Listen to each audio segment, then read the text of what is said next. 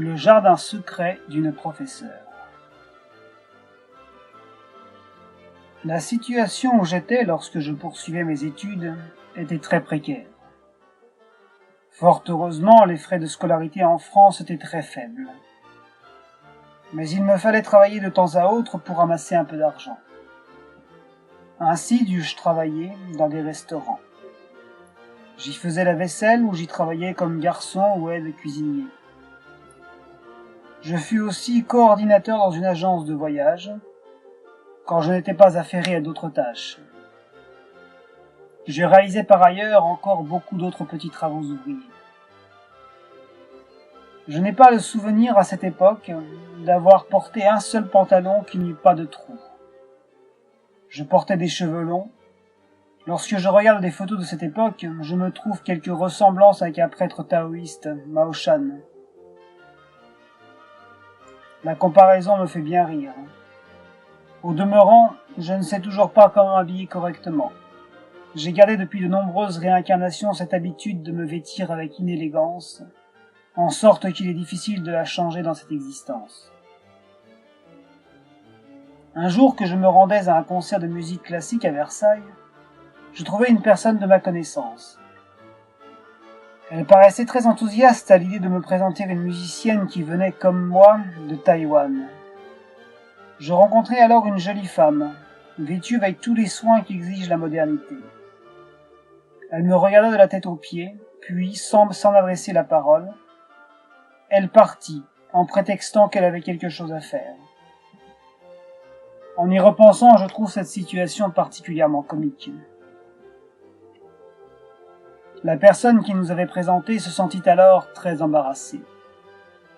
J'étais moi-même gêné pour elle. Je ris.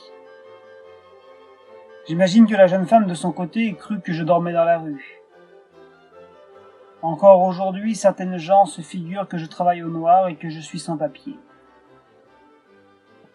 Les gens ignorent que si nous avons la possibilité de nous procurer de beaux vêtements, c'est le signe que par le passé nous avons travaillé la générosité. Mais lorsque ces karmas positifs se seront écoulés, les karmas négatifs se manifesteront à leur tour. Tant que nous n'aurons pas dissipé l'ignorance qui concerne l'origine de chaque pensée, nous nous réincarnerons assurément à cause de nos fruits karmiques et nous ne sortirons jamais du samsara. Pour ma part, je regrette aujourd'hui de n'avoir pas demandé à ma compatriote une pièce de 10 francs afin que puisse s'établir entre nous de bonnes affinités karmiques. Cela m'aurait permis, au moment de nous retrouver dans une vie future, de lui rendre la pièce qu'elle m'aurait avancée et de lui procurer, en manière d'intérêt, quelques livres sur l'enseignement du Bouddha. Cela aurait formé entre nous d'heureuses affinités. Maintenant que j'y repense, je lui souhaite d'apprendre le bouddhisme et d'atteindre l'illumination. Amitabha. J'ai eu l'occasion, il y a 20 ans, durant le festival d'Avignon, de faire la connaissance d'un couple taïwanais. Là où je me trouvais dans le sud de la France, j'avais l'appréciable liberté de parler chinois avec eux sans avoir besoin d'atténuer mon accent taïwanais. Nous devînmes rapidement amis. Aucun d'eux n'accordait la moindre importance à l'apparence et n'était gêné à l'idée de me voir vêtu presque de guenilles. Il est difficile de rencontrer des amis de ce genre. Voilà 20 ans que dure notre amitié, et même s'ils sont repartis à Taïwan, cela n'a rien entamé de notre relation. Leurs deux enfants me considèrent toujours comme leur parrain. Leurs deux enfants me considèrent toujours comme leur parrain et m'ont même baptisé le papa Kung Fu Panda. La mère de ces deux enfants avait une sœur, Ling Ling, qui enseignait dans un lycée fameux de Taïwan. Elle-même était relativement connue dans le pays. Les enfants l'adoraient. Très jolie, spontanée, il arrivait en outre assez souvent que la télévision la sollicite pour une interview. Son cœur était empli de compassion. Lorsqu'elle voyait que certains enfants étaient issus de milieux défavorisés et qu'ils n'avaient pas d'argent pour payer leur repas de midi, elle leur achetait un bento, c'est-à-dire un repas rapide et complet, contenu dans un coffret très populaire au Japon. Cet acte de générosité avait cependant la conséquence fâcheuse de blesser l'amour-propre de nombreux élèves, tant et si bien que certains d'entre eux préféraient encore la faim au présent qu'elle leur faisait. Elle avait songé ensuite devenir la marraine de quelques-uns de ses enfants, mais leur ego, une fois encore, avait décliné cette bienveillante proposition. Elle trouva encore une autre idée. Elle proposa aux enfants de faire une demande de bourse. Mais hélas, les bourses n'étaient octroyées qu'aux enfants issus de milieux défavorisés. Ce fut donc elle qui donna avec bonheur son propre argent aux enfants, mais en prétextant que les bourses avaient été offertes par leur établissement scolaire. Elle leur permit ainsi de conserver leur fierté. Plus tard, lorsque ces enfants furent sortis de grandes universités, ou qu'ils eurent obtenu un bon métier, elle en fut là aussi très heureuse.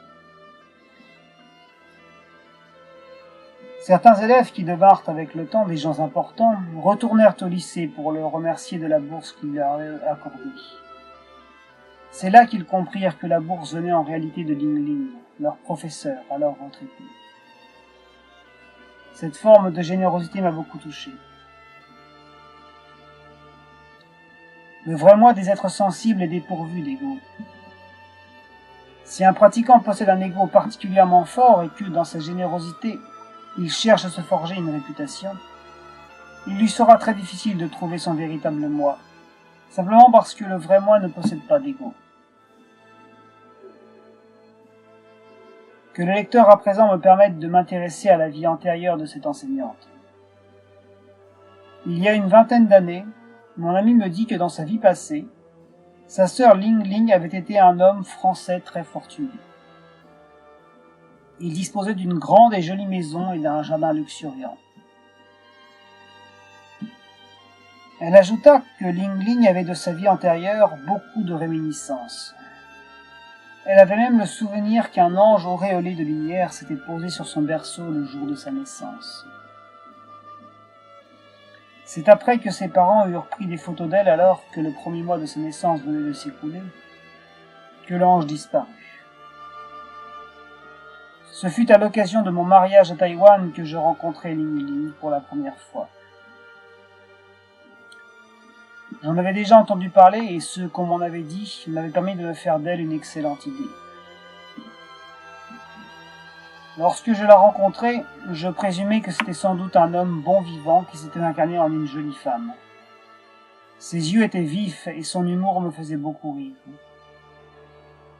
Elle nous avait presque servi de chauffeur à Taipei, ma femme et moi, nous avait fait découvrir certains repas taïwanais et nous avait conduits à la montagne où nous avions pu apprécier de boire du thé devant un soleil couchant. J'achetai plus tard une vieille maison en pierre meulière.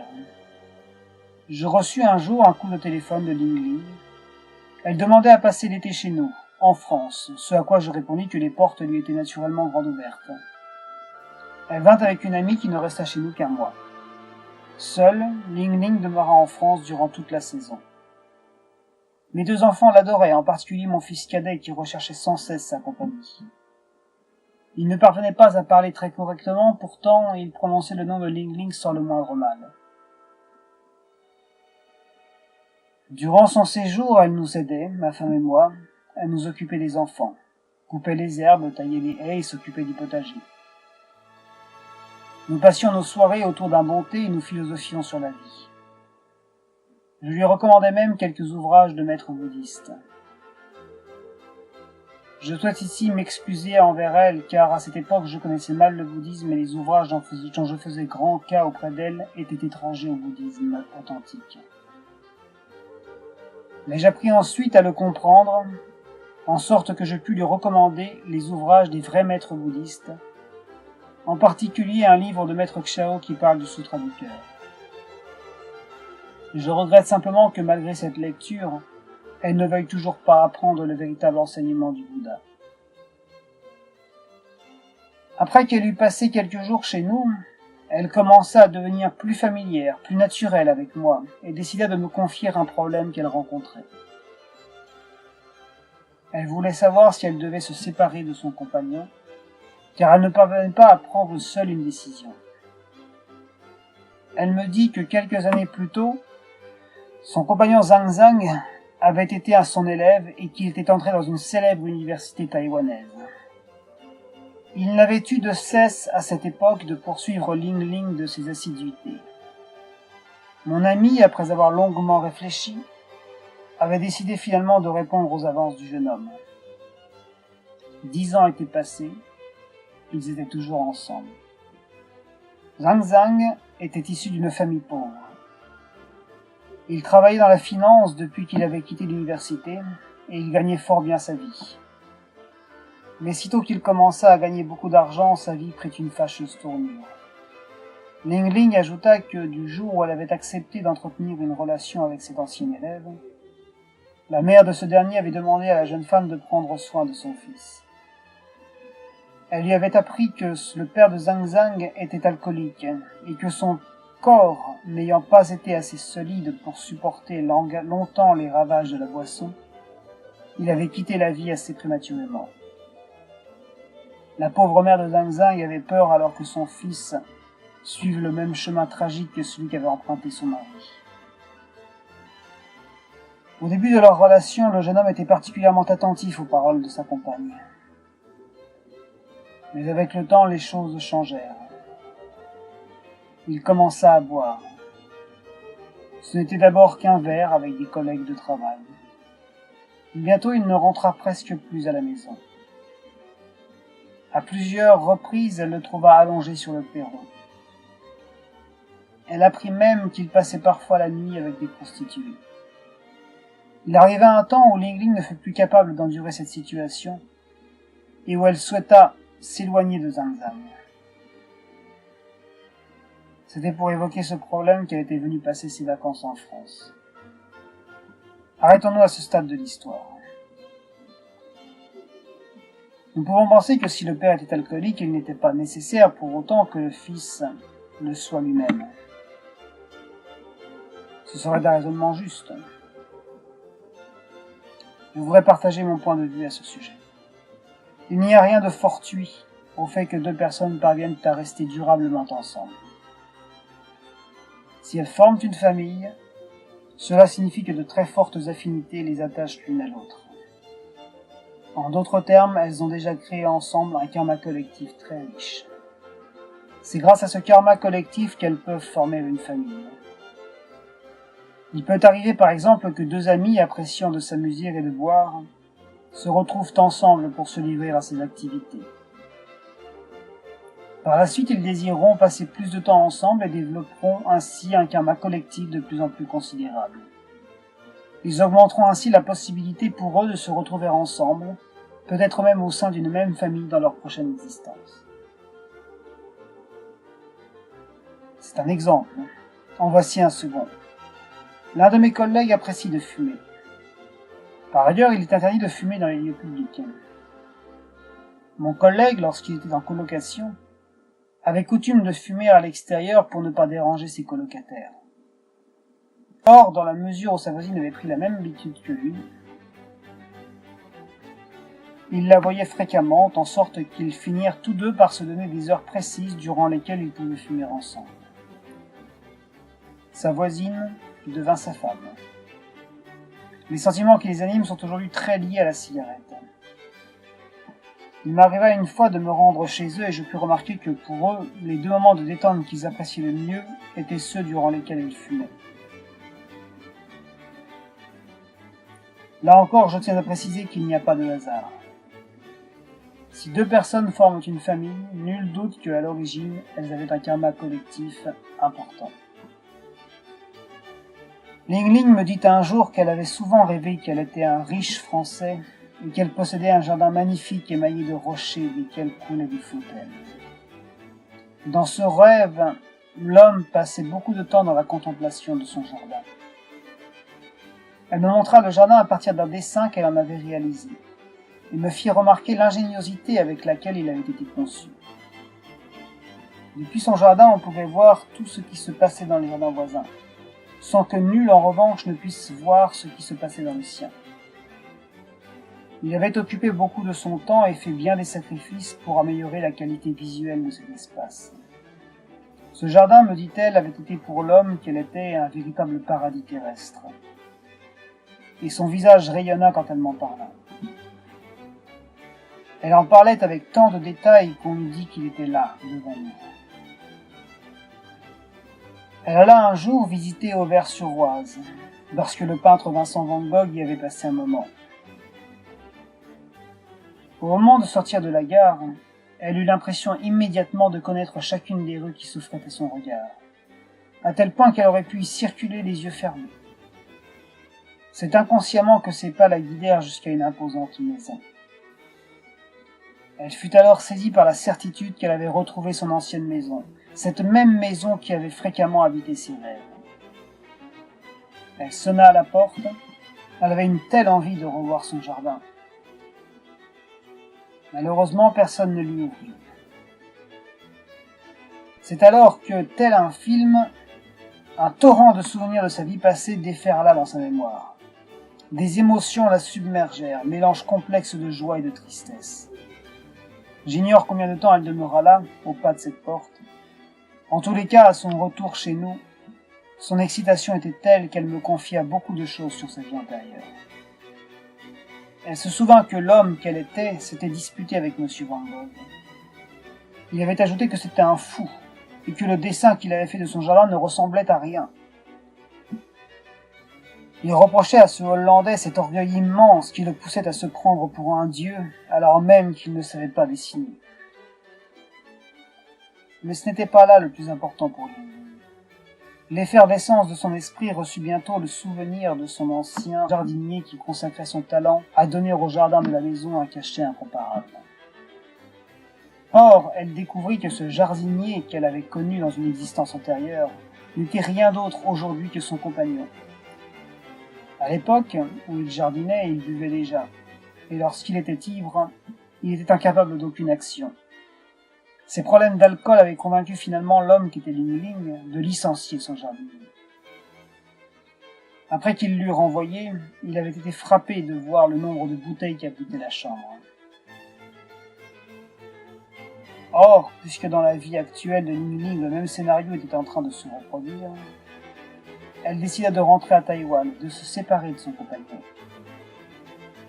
Sous l'effet de sa colère, elle me confia regretter qu'il n'eût pas fait le moindre progrès, dans la mesure où sa dépendance à l'alcool n'avait nullement changé d'une existence à l'autre. Un autre souvenir à ce sujet lui était revenu. La mère du jardinier avait sollicité l'homme, qui était Ling Ling, pour qu'il prenne soin de son fils et lui procure un emploi. La même chose exactement s'était passée dans cette vie. La mère de son compagnon avait sollicité Ling Ling pour qu'elle prenne soin de lui. Rien pourtant n'y avait fait. Et le pauvre homme ne sut jamais se libérer de son addiction. Cette histoire nous enseigne de façon évidente qu'une mauvaise habitude contractée dans une vie antérieure se perpétue dans la vie suivante. N'allons pas penser qu'un défaut, même mineur, est chose négligeable. Les mauvaises habitudes sont des défauts 1000 fois répétés. L'alcoolisme n'est de rien, un verre bu ici ou là. Et puis c'est un verre de trop, dont nous croyons à tort qu'il n'a aucune importance. Tout au contraire, ce verre, pour ainsi dire, vous poursuit d'une réincarnation à l'autre. Si vous protestez contre toutes les souffrances dont votre vie est chargée, n'oubliez pas que vous en êtes les seuls artisans. Lorsque vous prenez conscience de votre défaut, faites immédiatement en sorte de l'interrompre. Aucun défaut, si minime qu'il soit, ne mérite qu'on ne le prenne au sérieux, car il vous suit de vie en vie. Un grand Arat lui-même ne parvient pas à dissiper toutes ces mauvaises habitudes. Je vous assure que les choses se passent effectivement ainsi. Ce que je vous dis est sincère et il vient du cœur. Amin Tofu. Le maître Quan Chin nous rappelait que toutes les souillures que nous portons en nous sont de mauvaises graines karmiques que nous avons ramenées de nos vies antérieures. Ces souillures ou ces difficultés se manifestent d'abord par la porte des 5 sens, avant de franchir le seuil des 6 vijana racines, cause à leur tour de la formation des 6 objets du vijana. C'est là que la conscience mentale entre en scène et analyse les données qui leur sont fournies. À cet instant vont apparaître les mauvaises graines karmiques, qui formeront alors les fruits correspondants. C'est en raison de tout ceci que le monde dans lequel nous vivons est impur.